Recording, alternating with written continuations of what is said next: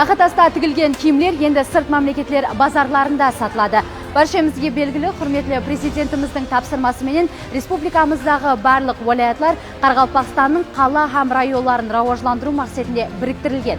Sol qatori Surxondaryo viloyati Taxatas rayonina biriktirilgan edi. Bugungi kunda Surxondaryo viloyati javobgarlari tomonidan Taxatas rayonida keng ko'lamli ishlar olib borilmoqda.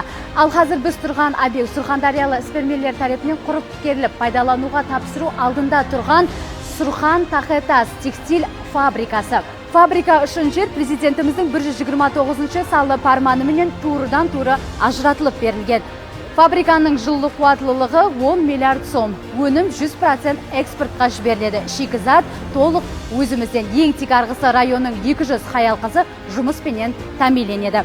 Al bugungi kunda bu fabrika barcha zarurli asbab uskunalar bilan ta'minlangan. Eng tegarg'isi bu yerda chiqariladigan o'nim o'z bozorina ega.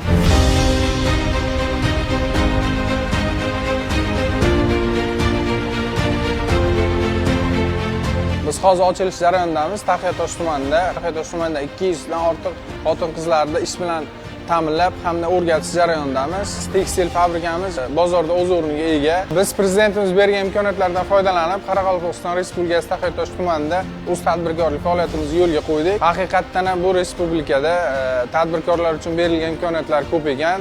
Buning uchun prezidentimizga tashakkur bildiramiz va kelgusida xalq manfaati uchun ishlashga tayyormiz.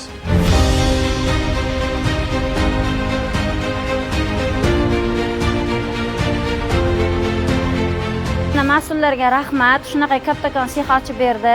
Xotin-qizlarni ish bilan ta'minladi. Bular oilasiga foydasi tegayotganidan rosa ham xursand.